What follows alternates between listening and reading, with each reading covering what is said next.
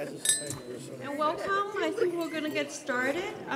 We are waiting a couple of morning speakers, so that's why we want to wait a few minutes. We have about 85, 90 registered attendees, but because Thursday morning, sometimes traffic can be unpredictable, so some people are still probably stuck in traffic, but we'd like to get started, and so we'll expect a few people, quite a few people will join us a little bit later. Some of our speakers are only going to be here in the afternoon because of their other duties, teaching, business meetings in the city. So, but I want to welcome you all to Governor State University. My name is Jung Jiao. I'm the interim dean of College of Business. This is our third annual Doing Business in workshops. And some of you probably were here last year or the year before when we did a workshop on Latin America and Africa. This is a program made possible with a grant through our partner, Indiana University Center for International Business Education and Research, or IU Cyber, through their Department of Education grant. So with that support every year since 2014 till 2018, we will offer one workshop targeting small and medium-sized businesses in the region and help them expanding their business to other regions in the world.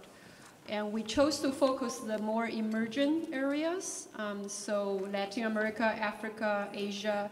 Next year, it's probably going to be Middle East. So again, to provide opportunities for small and medium-sized businesses in the region to network, and meet with trade specialists from those countries, as you will do today, and also learn about resources that U.S. government has to offer to those businesses to help them expand their horizon. Let me give you a little bit overview about our college. So in your packet, there's a 3-page document.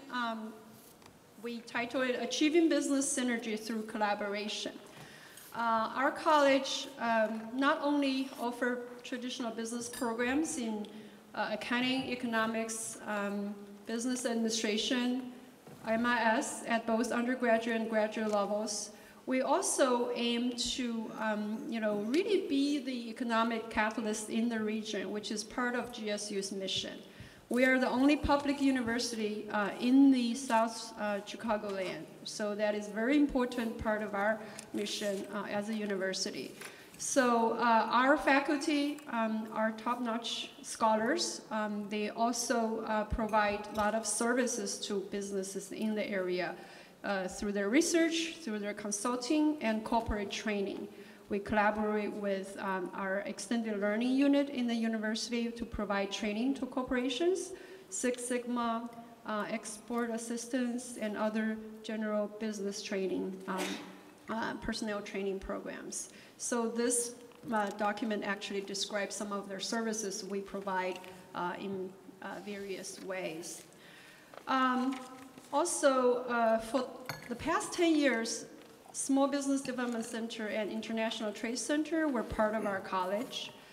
They provide valuable services to area businesses in consulting, helping them secure loans, and also provide export assistance. Unfortunately, because of the state budget crisis, those two centers are no longer part of the GSU. They were closed at the end of last year. But we continue to collaborate with other centers in the region, including College of DuPage Small Business Center and also ITC, and their director is here with us. And also Kankakee Community College also has a SBDC. We collaborate with them. Women's Business Development Center in Chicago recently opened the office here on our campus. So they also serve some of our previous clients. So we really strive to work with area businesses to provide those valuable services and assistance. And today's program is one of such effort to really help our businesses to not only be successful in this region, but also hopefully expand their horizon to other parts of the world. So you will see the packet in your, the program in your packet. We've put together a wonderful group of speakers. The first session today will be representatives from 4 Asian countries. Hong Kong, they will actually talk about Chinese market too. South Korea, Indonesia, and India. They will talk about opportunities and threats in those margins, mostly opportunities in those markets, and what are some of the resources you have access to through their services. And second session in the morning, we will have 4 U.S. government representatives from SBA, from Export-Import Bank, and also Illinois Department of Commerce, as well as Illinois Department of Commerce and Economic Opportunities, Illinois DCEO. So they will talk about resources and services that their agencies provide to small businesses and medium-sized businesses in the investment and export to other parts of the world. Then lunch, and after lunch, we put together a wonderful business panel, and they will share with you their experiences and their insights. Those are companies that have done business in Asia, some in China, India, maybe other parts of Asian markets. So they will share with you, best practices and lessons learned, and that will be a more interactive session. It's moderated by Mr. Richard Pauling, Executive Director of Greater Chicago International Trade Association. And our keynote is Dr. Chang Tai-shin. He's a professor at Booth School of Business in University of Chicago. So he's actually teaching this morning. He has a lunch meeting, so he'll join us at around 2 o'clock for his keynote presentation.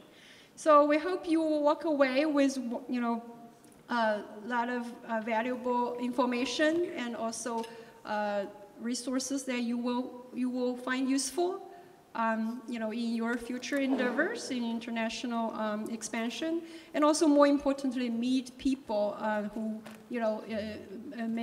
expand your network. So meet your peers and also meet people who can provide, assistance to your business endeavor.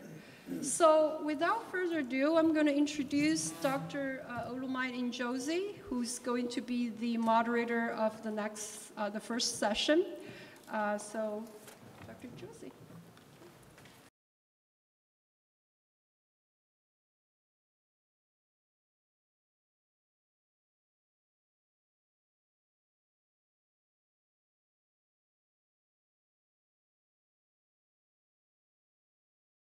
Well, good morning, everybody, and welcome to Governor State University. I'm Dr. Olu Njosi, and I'll be moderating this session. I'm pleased to introduce the presenters today. We have Mr. Wenchel Chang. He's a director for the Midwest region for the Hong Kong Trade Development Center. They help to facilitate trade in China through Hong Kong. We have Mr. Su Duk-sun, Director General, Korea Trade Investment Promotion Agency. We have Mrs. Eni Hatati, Consul for Economic Affairs at the Indonesian Consulate General in Chicago. And then we have Mr. D.B. Badi, who is the Consul, Political Commerce and Visa at the Consulate General of India, also in Chicago. So we have 4, very important countries, and they're going to talk about each of their countries. And I know that because you're here, you know that these are major economies in the world. But just so I should share, in a minute, some quick data about these 4 countries.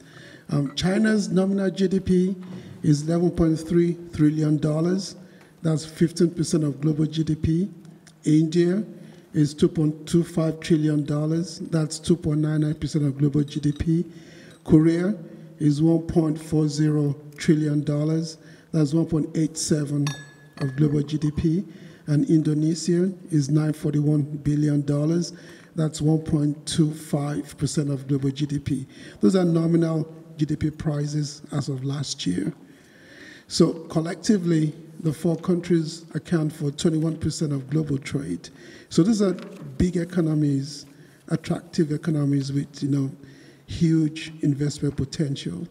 So I think I'll stop now and I'll invite Mr. Chung, to give his presentation.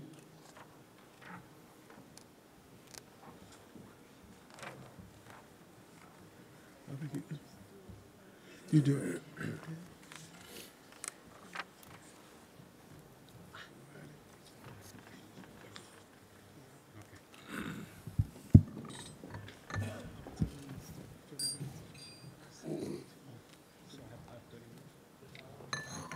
More than enough time. All right. I was just being told that I have 20 minutes, but it's more than enough time for my presentation. Good morning, everybody. On behalf of the Hong Kong Trade Development Council, I'd like to welcome all of you for coming. I'd also like to thank Dr. Zhao and Dr. Ohos for organizing this event. My topic, as you can see, is Think Asia, Think Hong Kong. So Asia comes first. So Asia, of course, is a very, very important region for those who are interested in, doing more business. And of course, I'll talk about a little bit about Hong Kong and why it is also important in the regions. Well, let's look at Asia. The GDP from 2009 and 2014 averaged yearly 10.8% growth versus 5% for the world. 2015, 6.6% versus 3.1% for the world. And last year, 6.4%. More importantly, consumer expenditure from 2010 to 2015 in Asia-Pacific region, 5% growth versus 2.3% in the world. So clearly, you can see the opportunities.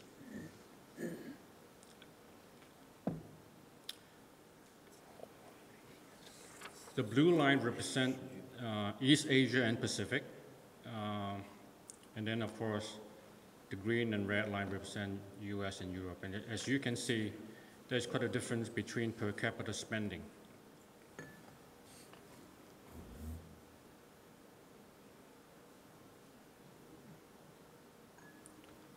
Well, China, of course, is a big part of Asia. Is the largest economy in Asia and the second largest in the world.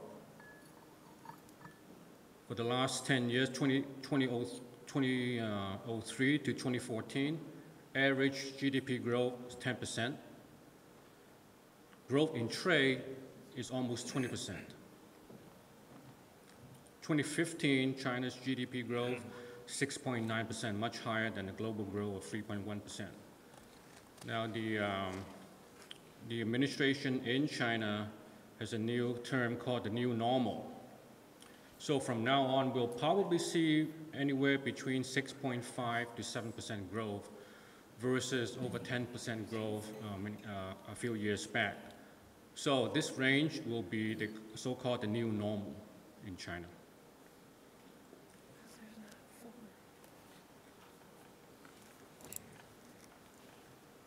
China is going through a new phase of economic development. Externally, they have something called going out policy. The government encourages enterprises to go out, find new partners, find new sources of funding, find new markets. That's why you probably noticed we'll be seeing more and more investment coming from China. It's already started a couple years back, and it will continue to go on. Another thing is currency reform. I cannot give you a definite date, but of course, in the foreseeable future, renminbi will be fully exchangeable. Internally, urbanization, a huge migration of the population in the central China and western part of China moving to the coastal region. Of course, also the central government wants to boost domestic demand, so they want to have an economy instead of an export and investment-led economy. They want to have a consumer-led economy, domestic consumption within China. They're also investing heavily in clean energy and environmental-related projects. They're also encouraging startups and innovations. It's a very big part of the 13th five-year plan in China.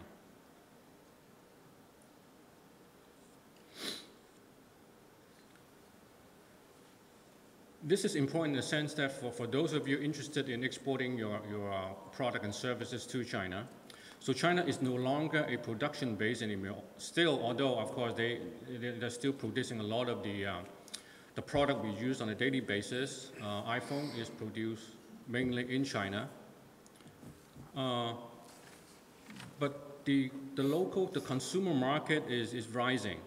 Consumer good imports up almost 16% annually between 2010 and 2015. Just to give you an idea, the middle class right now is about 230 million and is growing fast. The urban population from 56% in 2015 is expected to grow to 60% in 2020. So you can see 60% of the Chinese population is close to 1 billion people.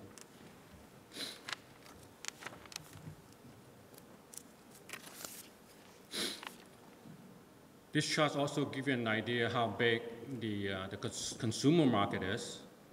1.3 billion plus mobile phone users. It's not uncommon if you go to Hong Kong or China, you see people carrying 2 or 3 cell phones. almost 700 million plus internet users in China, and it's also growing. The largest car markets, and also the Chinese consumer, when they're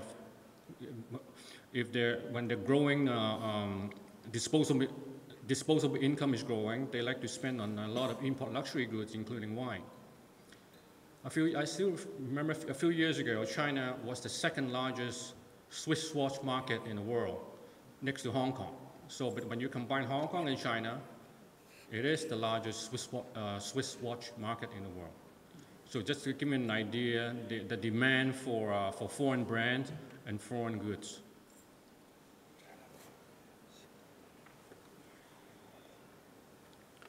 Well, on the technology front, they're also spending a lot of money improving the technology, and there's a lot of demand for technology-related services. So the 13th five-year plan, innovation is the prime driver. Research and development expenditures by 2020 will be 2.5% of the GDP. This translates to 1.4 trillion RMB. Okay. They will raise the network speed and expand online economy. There's some more statistics for you. Well, think about there are almost 16 million private enterprises, and they all need to upgrade their technologies and services. So that's where if you're in the tech business, then certainly there are a lot of opportunity for you in China.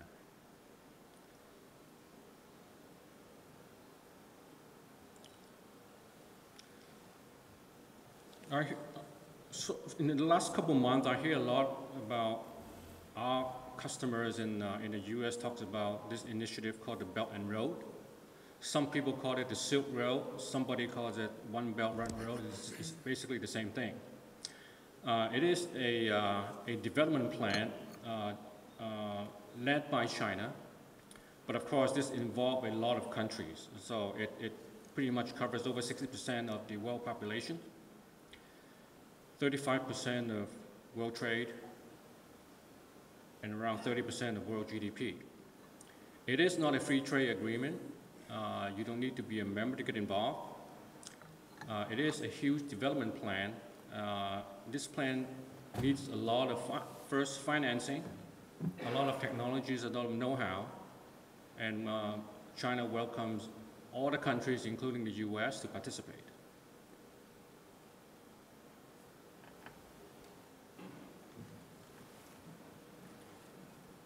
We in Hong Kong can certainly help you explore these opportunities.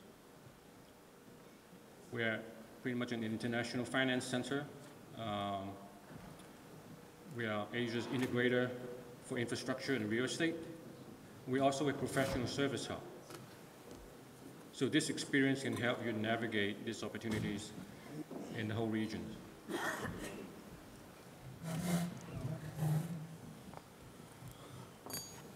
We can certainly help overseas companies to expand, to explore the Asian opportunities, and we have been doing it for the last 50 years. This is an interesting slide. I like to show this because you can see Chinese faces with, with the very, very old British wigs.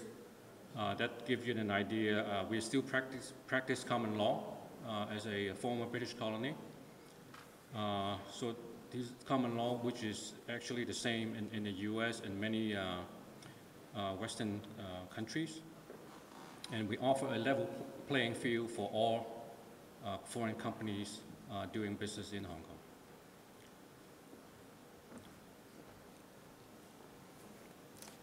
For 23 years, we ranked the freest economy in the world by Heritage Foundation.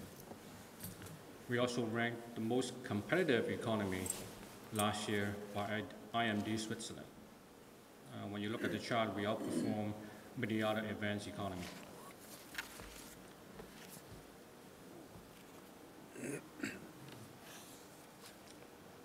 Nobody wants to pay tax, but you still have to pay tax in Hong Kong, but it's probably one of the lowest in the world. So compared with Singapore, Canada, UK, US, and China, Hong Kong has no import tariff.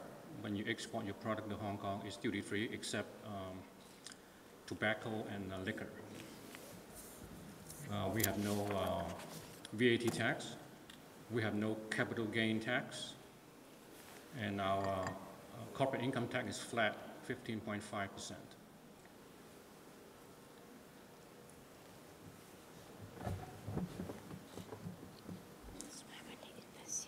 For 2 years in a row, Hong Kong has been, in 2015 and 2016, the largest IPO center in the world, followed by Shanghai Stock Exchange and New York Stock Exchange. Last year, we raised about 25 billion. Shanghai raised about 19, and New York Stock Exchange raised about 16 billion last year. Hong Kong is Asia's second largest private equity center, third largest foreign exchange market, the largest offshore renminbi market, and a hub for renminbi bond issuance.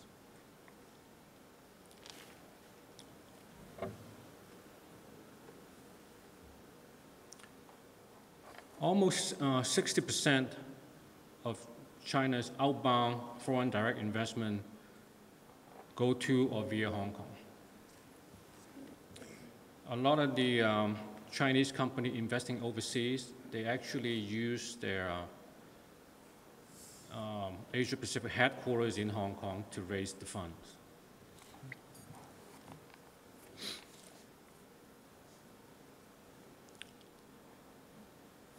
We call ourselves a lifestyle trendsetter in many areas, fashion, for example. Other luxury goods, like wine and food. Every year, we have over 40 million tourists from China. So that's almost six times our population. So the tourists from China come to Hong Kong and they like to look for foreign brands. So Hong Kong is it's an ideal platform for foreign brands to be present. As a matter of fact, give you an example, one of the more famous popcorn companies in Chicago, you know who I'm talking about. Their regional headquarters is based, the Asia Pacific regional headquarters is based in Hong Kong, and they opened up their 5th store in Hong Kong. They will open up the very first store in mainland China, in Shanghai, in about a few months.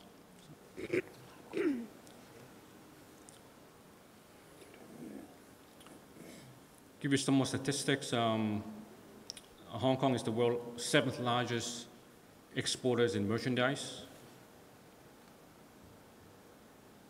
close to 1 trillion.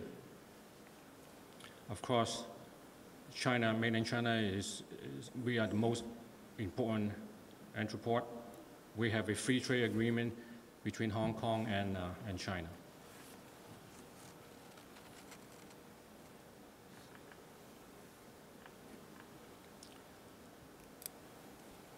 We are not very good at developing new technologies. We'll leave that to the US and other countries in Europe. We're very good at commercializing the technologies and also in R&D capabilities. We're also the overseas tech companies' gateway to the mainland Chinese market. We're the hub, we're the IP trading hub, and also we have some of the top conventions and exhibition in the technology area in Hong Kong.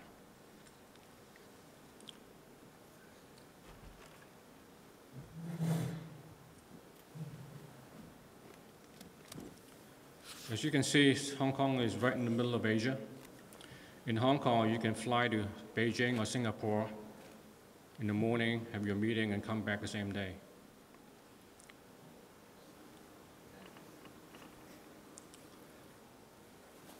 Logistics is one of the pillar industries in Hong Kong.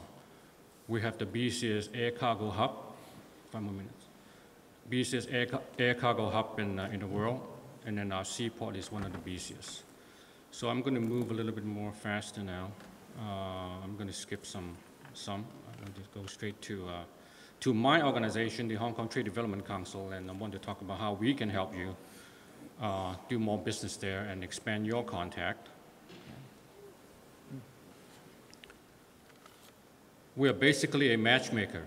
We help you find your partners in Hong Kong, or through Hong Kong in China. Through trade fairs, online marketplace, product magazines, and mobile apps. We organize many exhibitions. Many of them are the largest in the world. For example, the watch fair, the gift fair, the jewelry, electronics, they are the largest in the world. I encourage you to spend some time, navigate around our website. You will find a lot of information, updated information, especially on Hong Kong and China and Asia. For those of you who are interested in sourcing products from Hong Kong and China, we have magazines, both online and offline. We have 5 million plus readers. Those are companies like Macy's and Walmart. Their buyers all use our magazines to source products. We have a research section, up-to-date information on pretty much in China and Hong Kong and also many countries in Asia.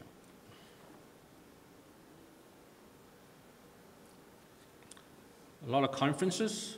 Asia Financial Forum, for example, is the largest of its kind in Asia.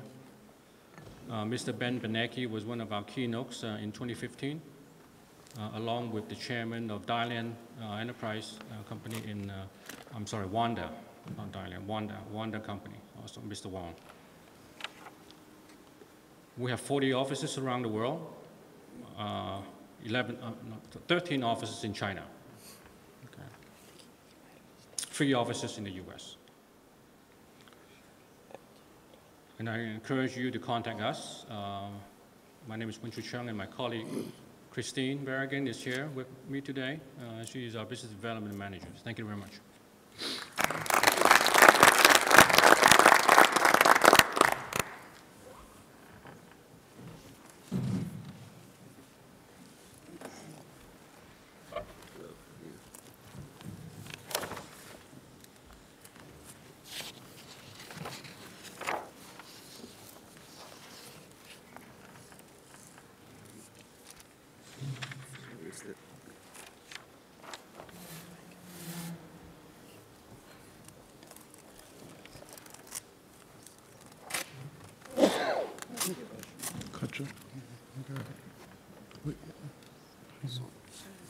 slideshow.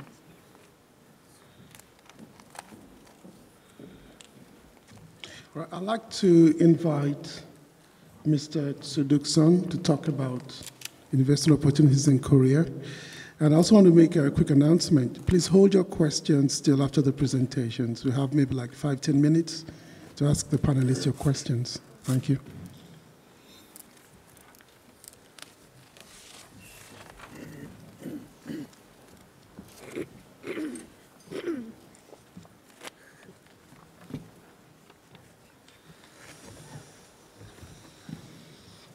Good morning. My name is Son. I'm Director General of Cultural Chicago. It's my great pleasure and honor to be here and to make a presentation on Korea's business environment. And also thank you for Dr. John and Dr. Ise.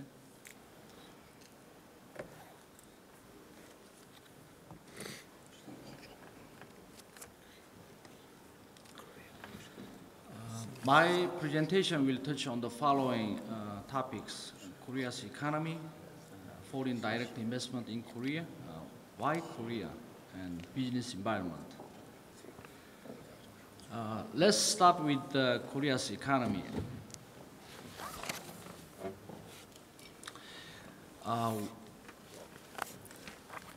When we look at the major economic indexes, Korea ranks 11th in gross domestic production, and 8th in trade volume, and 3rd in balance of payments in the world. Along with the strong foreign exchange reserve and publicly traded companies, Korea has a strong and robust economic foundation. Since the Korean financial crisis in 1997, Korea's economy has recovered quickly with a strong foundation. Korea was not affected as heavily as the other developed countries during the global financial crisis in 2008. Korea has demonstrated an outstanding economic growth rate that trumps the United States, Germany, and Japan. From 2005, Korea has shown a 185% increase in export volume, and as of 2015, Korea is the 6th largest exporting country in the world. When it comes to the ratio of public debt to GDP, Korea has recorded one of the lowest levels among OECD countries over the past 10 years. In 2015, the IMF reported that the fiscal soundness of Korea ranks as the best in the world. Based on a 2015 report by the Bank of Korea, Korea's unemployment rate was 3.6%, holding at 3% over the past 10 years, which is the 3rd lowest among OECD countries.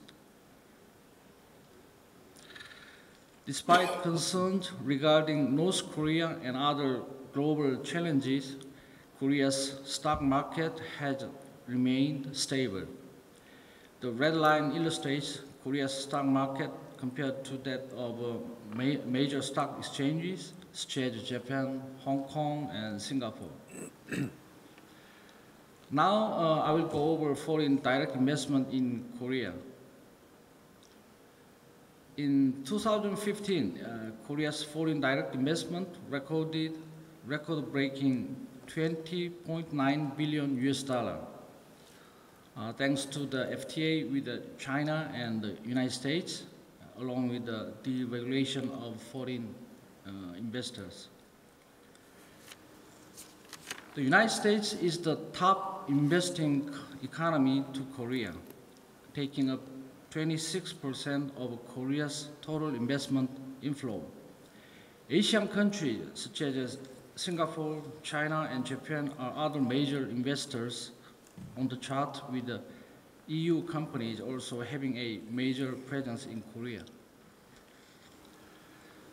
The largest area of FDI was in the service sector, such as finance, real estate, and business services. followed by manufacturing in chemical and electronics, indicating Korea's strengths in advanced manufacturing. Amongst many investment types, greenfield investments made up 67% of total investment into Korea. M&A type varied year to year, but it is showing strong growth overall, suggesting Korea as a more developed economy. Now let's take a close look at the strengths of Korea. According to Global Financial Center Index research in 2016, Korea's Seoul and Busan are in 14th and 41st place, respectively. This is a huge jump for Seoul, as it was ranked 53rd in 2009, and the city continues to be recognized as a growing international financial city. Deloitte Consulting and the United States Council's Global Manufacturing Competitiveness Index ranked Korea 5th for global manufacturing competitiveness. Korea has achieved economic growth through manufacturing, and its competitiveness will continue to grow, having evolved into a more value-added, advanced manufacturing platform. As of 2014, Korea has 64 export items whose market share is the world's largest. Items such as nuclear reactor, cadmium products, special purpose vessels, and tankers, maintaining a global market share in excess of 50%. As you are aware, we have an extraordinary ICT industry. The International Telecommunication Union ranked Korea #1 for ICT development out of 167 countries in its research. In the first half of 2015, Korea's ICT trade surplus was the highest among OECD members, despite the global slump. Korea has 15 companies on the global Fortune 500 list, which is the 8th largest, indicating there are plenty of business opportunities within Korea. Not only does Korea have advantages as a business hub in Asia, but it has a strong and stable domestic market. According to the World Economic Forum's study on domestic market volume, Korea ranked 13th among 140 countries. As demonstrated by its domestic market size, Korea has the 7th largest e-commerce market in the world. Korea's geographical location and powerful market with the sophisticated consumers have made the Korean market a strategically valuable test bed for companies looking to do business in Asia. Global companies from various industries are recognizing Korea as a test bed for new products into the region. You may recognize some of the companies on this slide. With a solid foundation on global competitiveness and the domestic market, Korea has been pushing hard in research and development by increasing spending and providing infrastructure to promote R&D. In fact, Korea ranked 3rd in the number of researchers per 1,000 economically active people in 2016. With such drive, Korea has the largest total R&D expenditure in the world, ahead of traditional powerhouses such as Israel and Japan. This ratio has doubled in just 15 years.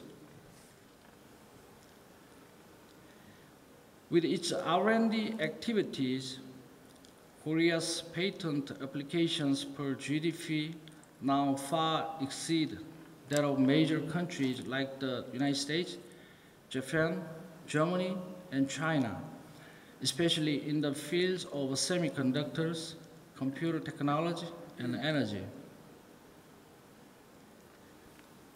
Korea has some of the most qualified and talented human resources, contributing to this rapid evolution of economy in a competitive era.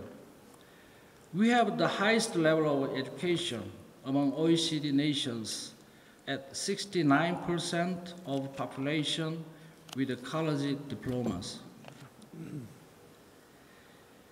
Contrary to all of the indications we have outlined so far, the Korean labor rate still remains significantly lower than all other advanced economies, striking the perfect balance of effectiveness.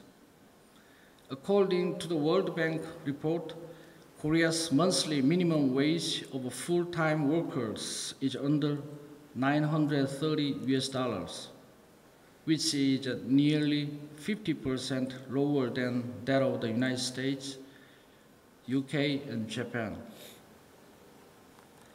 At just 4.5%, the labor turnover rate in Korea is quite low. This is critical for businesses, as the largest overhead for most operations is its human resource, and having reliable workforce directly translates to the bottom line. A stable workforce combined with a strong market means a stable work environment.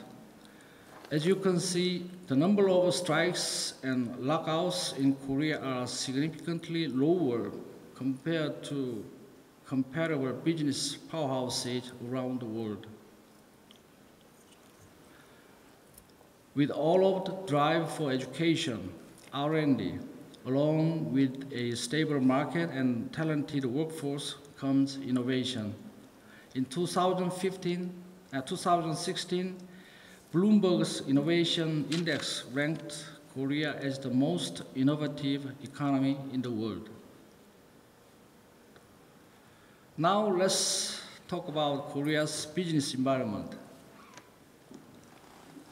Simply put, it's easy to do business in Korea. This is the World Bank's annual Doing Business report for 2016, where Korea is ranked the 5th easiest country to do business in the world. Korea's ranking has continuously been on the rise since 2007. Once you decide to do business there, starting a business in Korea takes an advantage of 4 days, and obtaining a construction permit usually takes 28 days. As you can see, this is significantly shorter compared to most other countries around the world. Korea also makes it simpler to do business. This is the result of Index of Economic Freedom, jointly published by the Heritage Foundation and the Wall Street Journal, which reflects the freedom granted to business in the country. And it ranks Korea as the 7th most free country to do business. With freedom comes responsibility. Korea is highly regarded for having an efficient judicial process. In 2016, Korea was named the #1 country in the world when it comes to enforcing contracts. Let me skip this one.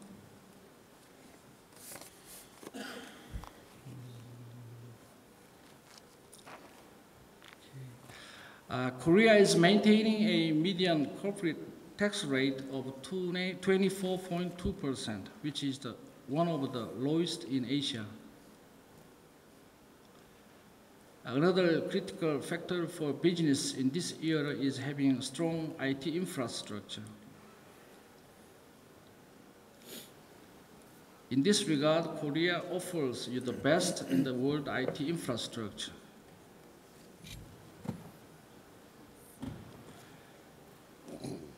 Korea also has the most affordable quality power supply in the world, as you can see in this study by OECD and KPMG. Korea is the only country to score 100 in the tap water quality management standard study by American Water Works Association. One of the more well-known facts of Korea is its impressive and convenient logistics infrastructure.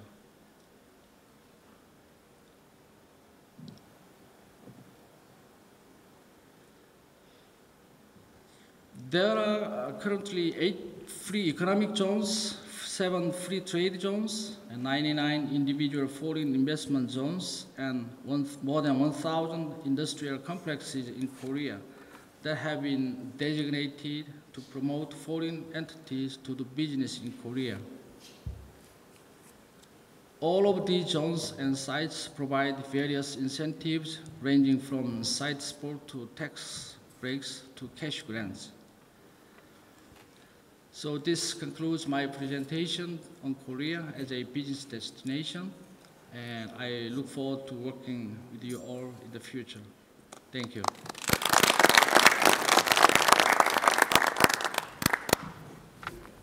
I'd like to invite Mrs. Atadi to talk to us about Indonesia.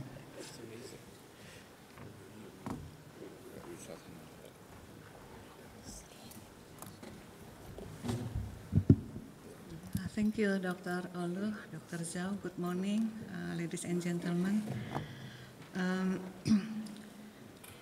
It is an honor for me to be with you this morning to promote about business in Indonesia.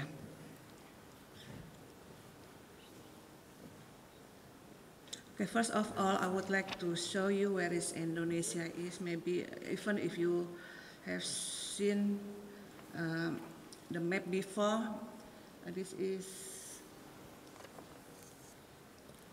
where Indonesia is. It's a very big country. We consist of more than 17,508 islands. And the distance from this is the capital, Jakarta, to Chicago here in the United States is almost 10,000 miles. So it will be 1 day flight from Jakarta to Chicago.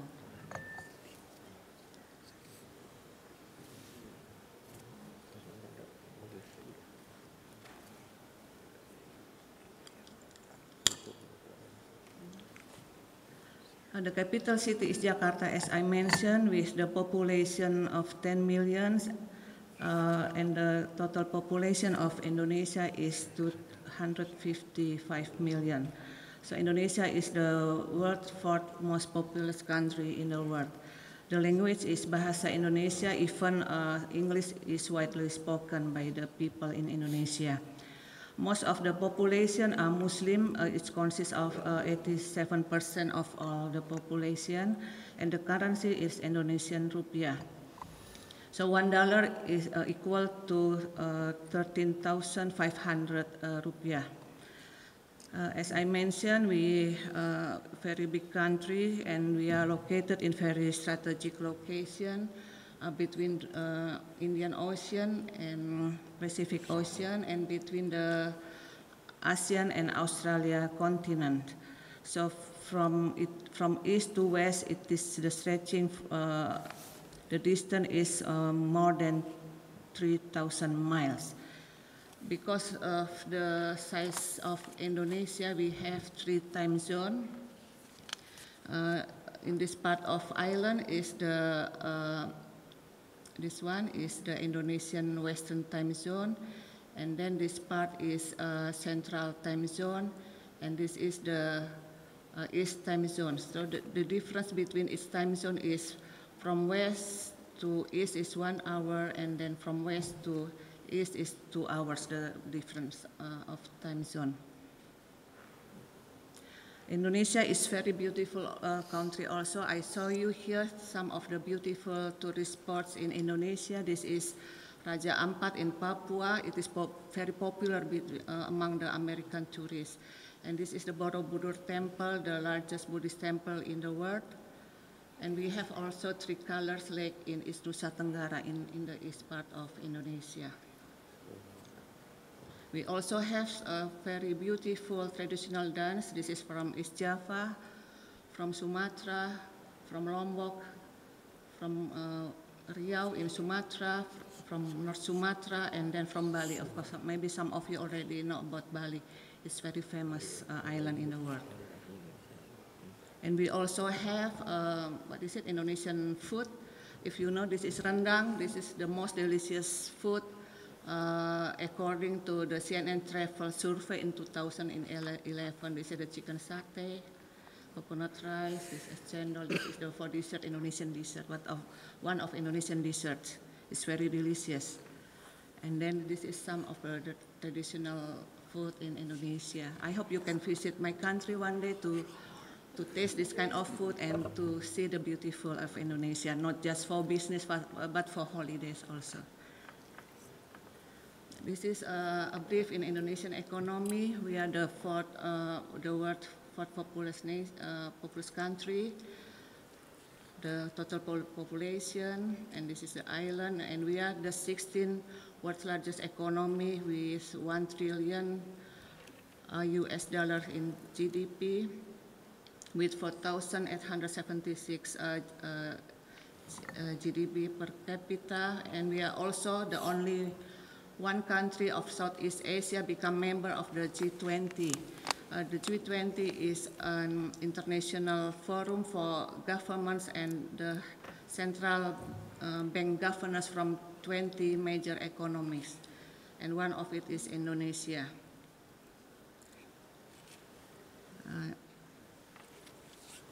We have also a very impressive economic growth. In 2016, we achieved 5.1%, and it is expected that it will grow around 5.2 until 4.4% this year. Indonesia also the world's 10th largest economy in terms of purchasing parity power, and the middle class is 35% of the total population. And in 2015, the government has succeeded in to introducing the poverty rate in Indonesia to this number. This is our target in the next 13 years. We want to become the 7th largest economy in the world with the middle class, the number we want to achieve this number. And then with this $1.8 trillion US market opportunity for service, agriculture, fisheries, and etc. Indonesia is very rich with natural resources and also a growing digital economy, one of it in the world. We have the world's largest geothermal reserve. We are the largest palm oil producer in the world, the 2nd largest producer of cacao and rubber, and the main producer of tin, nickel, bauxite, and copper in the world. And you can see here the Indonesians are very active in using the social media, and it is always growing every year.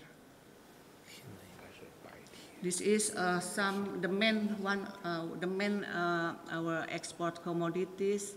Such as the apparel, you can see here our president. He has a very ambitious to make Indonesia one of the biggest apparel exporter in the world.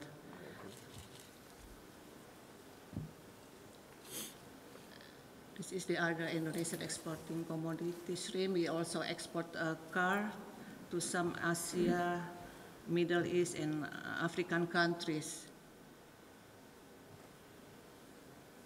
Some of the Indonesian products we can find here in Chicago, like the Indo food. This is the noodle food, very famous among Indonesian and also among African people. Spices and oil. Indonesia also the largest producer of natural pearl and precious stones. We export almost globally. And also the handicraft, Indonesian handicraft is very beautiful and famous. Also the tropical fruit, we export some of it to some Asia countries, and we try to market it in USA also. This is, we also produce passenger boarding bridge. It is already exported to Hong Kong, to China, Japan, and some countries in the Middle East. It also produce military and civil aircraft, guns, and also the armored vehicle.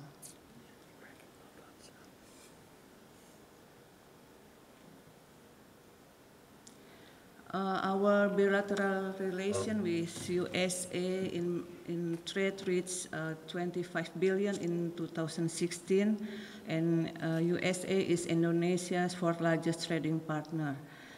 Indonesia trade with Midwest, since my consulate covered 13 states in Midwest, Illinois, Indiana, North Dakota, South Dakota, Nebraska, Kansas, Kentucky, Ohio, Michigan, Wisconsin.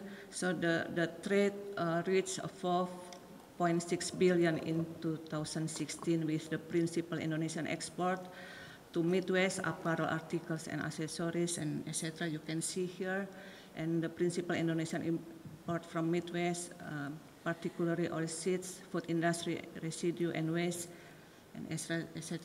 As you can see here. This is the statistics trade balance between Indonesia, US, and Midwest.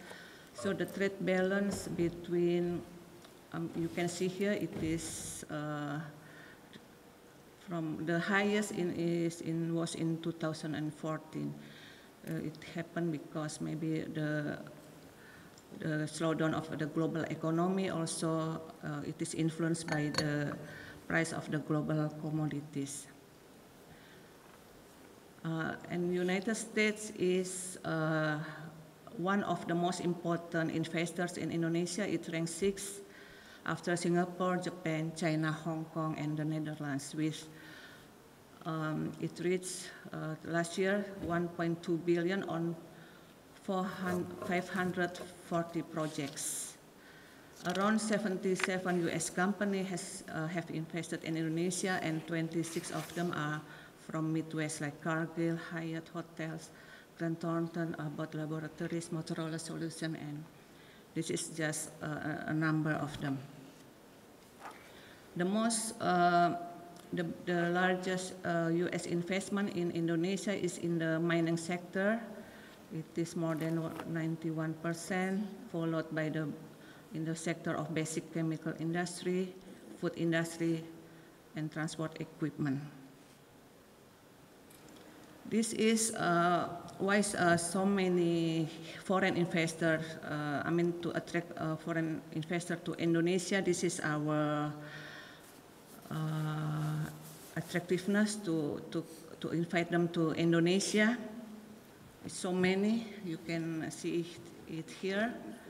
And this one is one of the latest one. It was issued last year, before it disclosed to the ownership of foreign investor for 100%. So it is now fully open for foreign investor to invest in this sector for 100%. And this is also the news policy issued by the government just last month for the investment in the energy and mineral fields. I will show you there are so many business opportunities in Indonesia for you. The first is for the medical equipment and supplies, since Indonesia is still relies heavily on imported medical equipment and supply. And one of the most important importers is United States. You can see here what kind of equipment needed by the hospital, both private and public hospitals across the country.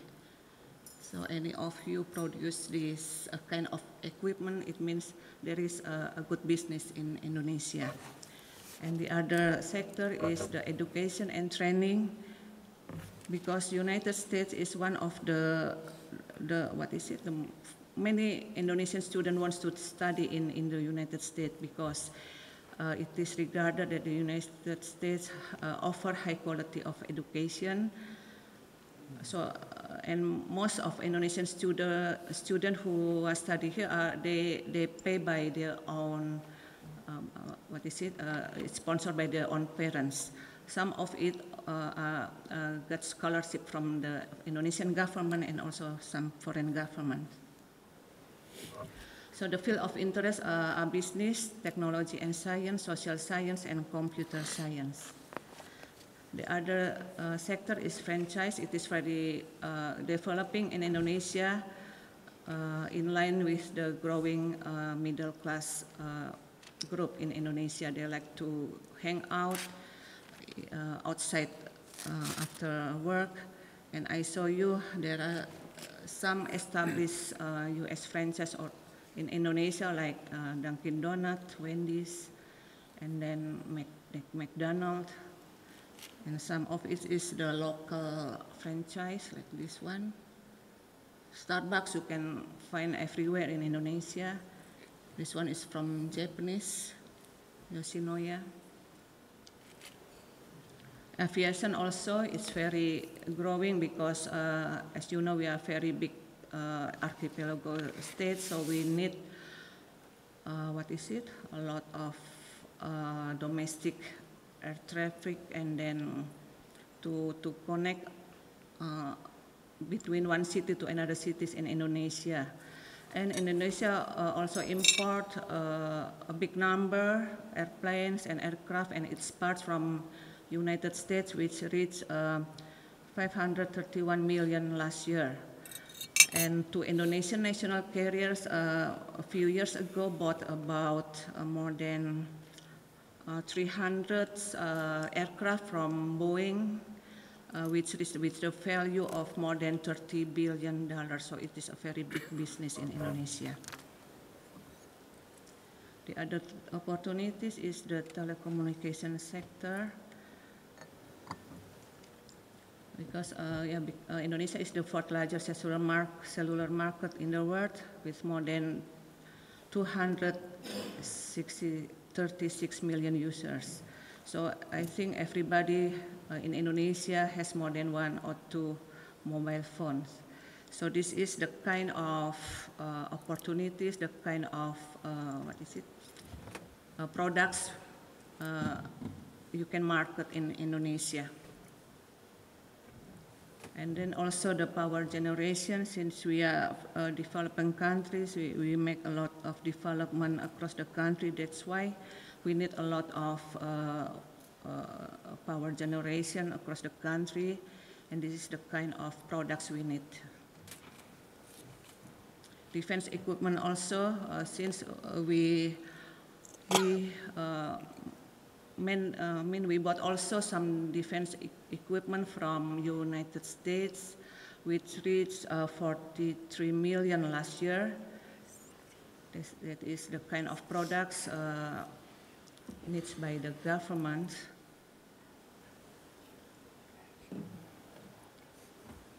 Also soybeans, since Indonesia is the world's second largest consumer of soybeans for direct human consumption, especially to make tempeh and tofu. I show you here what is, and the import from US last year reached the number of 995 million, so it's very big business. So mainly the soybean are made for tempeh. I think we can find it here in some supermarket in Chicago. Tofu, I think you all know this healthy and very delicious food. And then the ready food products also, we imported a lot from United States, which reached 766.5 million last year. So there is also a big opportunity to do this business in Indonesia. The other is the tourism sector, because we want to develop marine tourism spots across the country with some incentive and facilities offered by the government, since we have target to achieve 2,000 million tourists visit Indonesia a year by the year 2020. This is the location of the tourism destination for the development, because we need to build infrastructure in that 10 tourism destination for hotels, for highway, for restaurant, and other tourism attraction. We also, the government also prioritized to develop the seaports, and in the next 5 years, we want to develop 24 seaports across the country.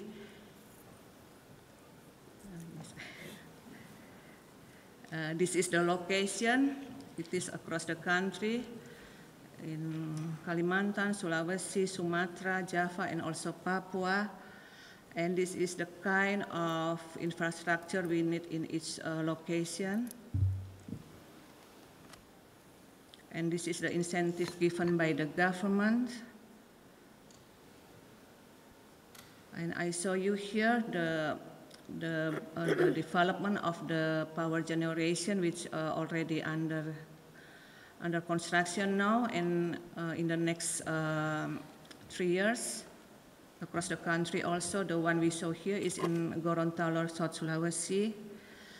This is the new the airport already rehabilitated in Merauke in Papua.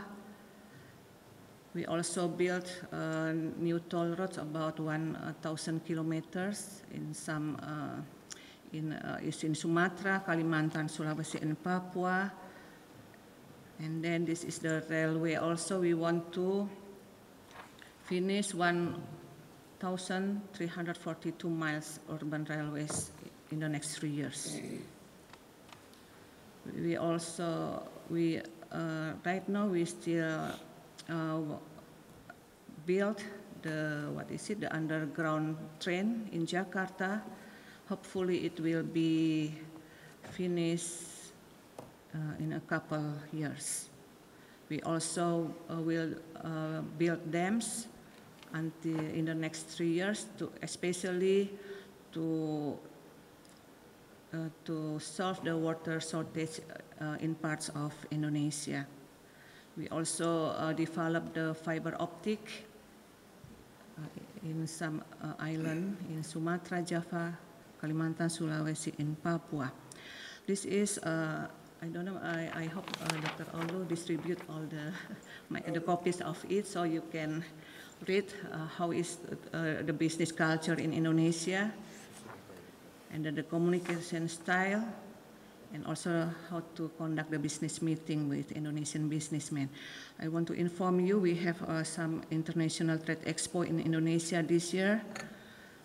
The one is the Indonesian International Furniture Expo in March in Jakarta. I hope you have time to come.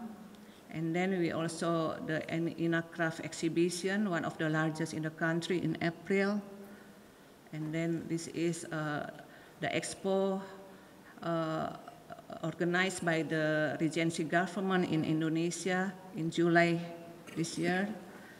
And this is the promotion, the trade investment promotion will hold by the consulate next September. We will invite you. I hope you could come. And then this is one of the largest trade expo in the country. It should be the 32nd trade expo. It will be held next October in Jakarta. Thank you for your attention. Terima kasih in Bahasa Indonesia.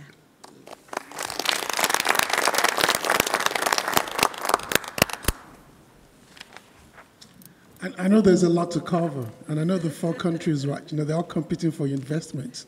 But Dr. Zah, I'm right. We're going to make the slides available on the website. Most of them. Most of them, so you can, fill up all the information afterwards.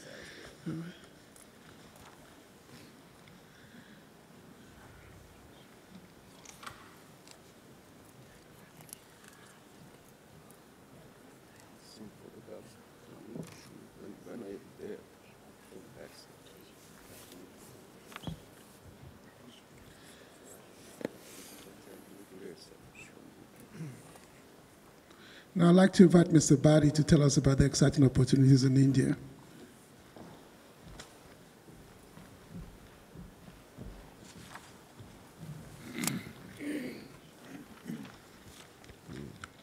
Good morning, ladies and gentlemen. My name is D.B. Bhatti. I am Consul Commerce, Political and Visa in Indian Consulate, Chicago. It's my pleasure to give this business presentation to all of you on behalf of Consulate General of India. I would be mentioning some of the opportunities available in India. Let me see. Yeah. First of all, let me tell you about some snapshots of Indian economy.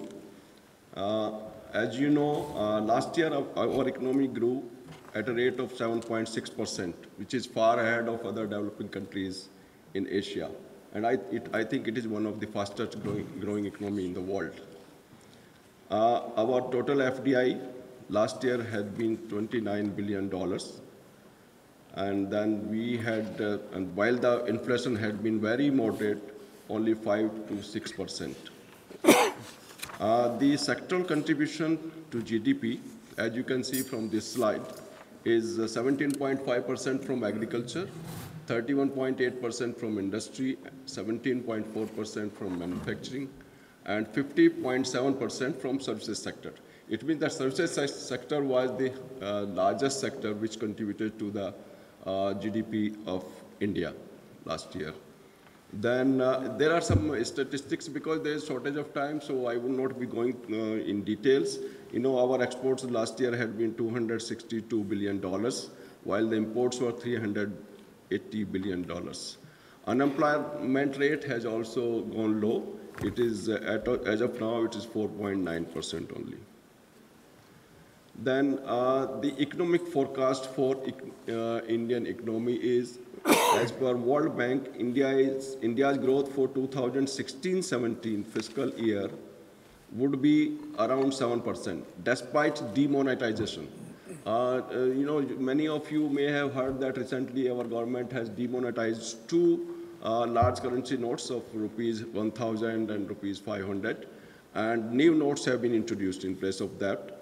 Had that not been done, perhaps the rate of the growth would have been a little higher, but it's still, because of this demonetization, though there had been slower growth, the growth rate has gone down a little slow, but still it is at 7%. India is expected to regain momentum with 7.6% growth in 2018 and 7.8% growth in 2019. So it's very good if you see, you know, the growth rate of other developing countries. If you compare it with China, then also it's higher than that. About 1.5 years back, our government of India, you know, led by the dynamic Prime Minister, Mr. Narendra Modi, had introduced a program that is called Make in India program. It has so many initiatives. It's a sort of bundle, so many offers in one. So it is, let me tell you one by one. This is the most attractive global investment destination if you go by Make in India program. And let me tell you the advantages of our economic. India is, you know, has a very young demography and has a lot of opportunities. It would be the youngest country in the world by 2020 with an average of 29 years. So there will be a lot of young talent available in India by that year. By 2030, India's workforce will have an average age of 32 years. Then, why should you do business with India? There have to be certain advantages to the business persons, then only they will go to that country. So these are the advantages. First of all, single window clearance. There are 14 central government services which are integrated with e-biz portal. On that portal itself, you can file your papers and all that, and you will get the clearance. Then, our government has introduced goods and services tax. It has been, you know, everything has been amalgamated into one, so that there are not different types of taxes. So there is only one type of tax that is called General Sales Tax, GST. It is going to be introduced by 1st of July this year. So once you know the rate of your GST, then you need not worry about the other taxes, because there will be no other taxes. Then the government has passed a new bankruptcy law, vital reforms that will make it much easier to do business in India. This will ensure quicker resolution of cases and unlock value of assets. The new IPR policy, it has already been announced. It is already in practice. And there is a proposal to reduce corporate tax from 30% to 25%. It is already under process, and it is likely to be done in the next couple of months. Then I was just talking about the Make in India program. There are certain highlights of this program. It was launched on 25th of September 2014. And this program focuses on attracting investment into manufacturing, increase manufacturing share in GDP from 16% to 25%, create 100 million additional jobs by 2022. And there are about 25 sectors of the economy which have been identified. In these sectors, you can invest under Make in India program. FDI, as I told you, as per the BPI ranking, India is #1 in FDI. And the factors on which success of the FDI depends is because of the growth of asset value, preservation of value while the asset is owned, ease of repatriating profits. The business persons who do business in India, they are free to repatriate their profits back to the home country. So there are no restrictions on that. Then there are about 92% sectors of the economy where 100% foreign direct investment has been allowed by Government of India. And these are industrial parks, construction development, railways, telecom, defense, petroleum and natural gas, airports, mining. Then we have credit information companies, pharma, biotech, and trading, and all that. What are the growth drivers of the economy? These are the growth drivers: electronics, then medical equipments, pharmaceuticals, biotechnology, E&RD, automotive. These are all, the part of Make in India program, all these sectors. In fact, there is, Dr. Olu, I have sufficient time now to carry. No, because I wanted to give some detailed information about all these sectors, but you can circulate this PowerPoint presentation among the spectators here or the attendants here. You are free to circulate, not a problem. So there are these sectors, automotive sector. There are lots of opportunities available in this sector to invest. In construction, huge opportunities available because there are so many smart cities being developed in India. So many, states capital, we have recently one state, Telangana, which was created. That's the youngest state, and it was created out of Andhra Pradesh. Now Andhra Pradesh is looking after, they are creating their new capital city. In that capital city, there are huge opportunities for investment into construction. Then textile and garments. So these are all sectors. You can go through this presentation. I wanted to give detailed information, but because of the restriction of time. Then e-commerce. E-commerce business in India is valued around $38 billion. 70 million online shoppers are available there. 63% of e-commerce is travel related, connected with the tourism. Then we have renewable energy. Renewable energy, of course, this sector is very, very interesting to all the countries of the world now because of the climate change and all that. So our focus, India's focus is to, to have as much renewable energy as possible and to contribute to the, so that there are not adverse impacts of the climate change on the world. Then these are the sectors, retail, food processing, tourism and hospitality, all under Make in India program.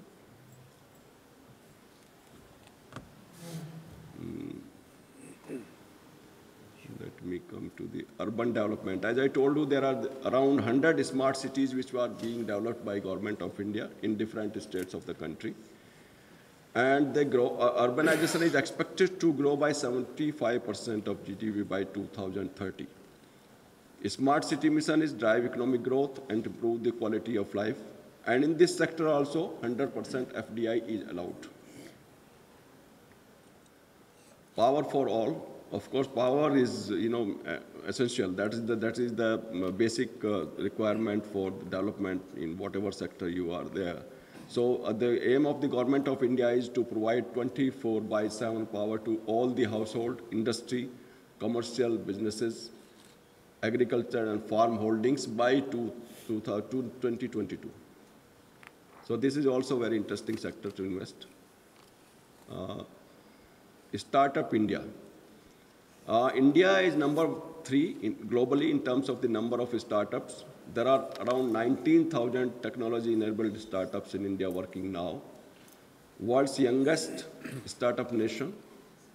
Bangalore, it's one of the prominent cities in India and in the Karnataka state. It ranks 15th globally in startup ecosystem ranking for 2015. Then these are the vision of the development, which we, digital infrastructure for every citizen, governance and services on demand. It includes real-time availability of services on mobile phones and online platforms, digital empowerment of citizens. This is the photograph of our Prime Minister, Mr. Narendra Modi. He is the, in fact, this Make in India program is his brainchild, and he has, brought all these programs under this one initiative. India, what is the India's position, for future? So these are certain, statistics for that. As per World Bank, India will be the world's fastest growing economy in 2017. UNCTAD World Investment Report says that India climbs 6 places to reach 9th rank, joining the league of the world's top 10 countries by FDI inflows. World Economic Forum 2015 said that India has placed India up by 16 places to reach 39th on the Global Competitive Index. World Bank's 2016 Logistic Performance Index has moved India by 19 ranks to reach 35th position, and Global Innovation Index had moved India by 16 ranks to reach 66th position. Thank you so much. And in fact, I wanted to tell something more about all these sectors, but because of this restriction on the time, thank you so much for hearing me.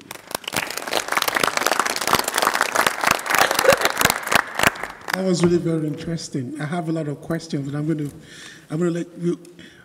We're just about out of time. We have 10 minutes for break, but I'm going to take 5 of those minutes with your permission for, question and answers. So good.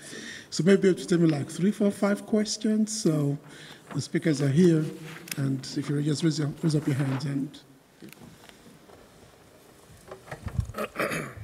Hi, this is Zach Pearson. I head up the International Trade Center over at COD, and every day I work with clients on entry strategies to get into places like China and Asia.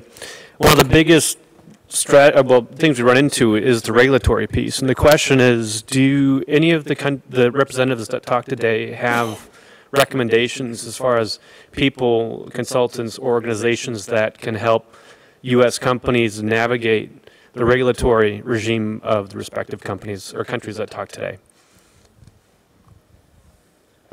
So does anybody have do you have any organizations that can help investors navigate your regulatory environments?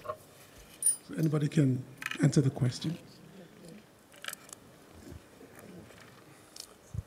So can you be a little bit more specific as to what kind of industry? Absolutely. For example, specifically the CFDA, China FDA, a medical device company that's looking to get the CCC mark, get the CFDA mark as well, so that they can then sell into the Chinese market. I think your first point of contact would be the federal government and also the state government. They all have representatives throughout Asia.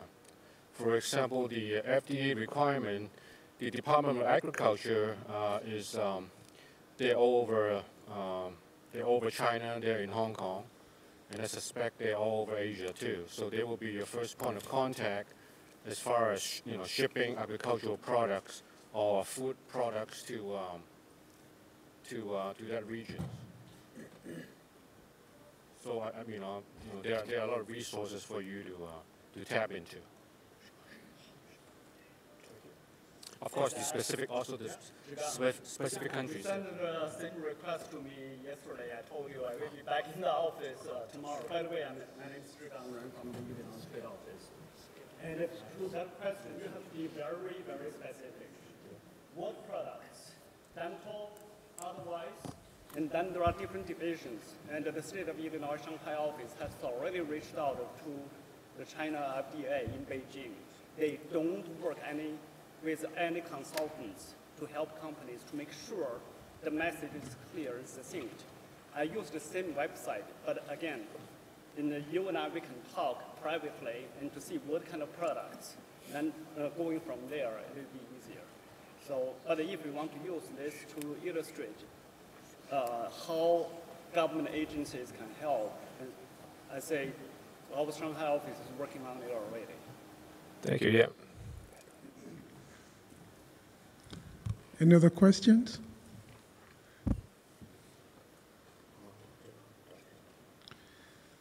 Okay, so I guess we'll take a break now.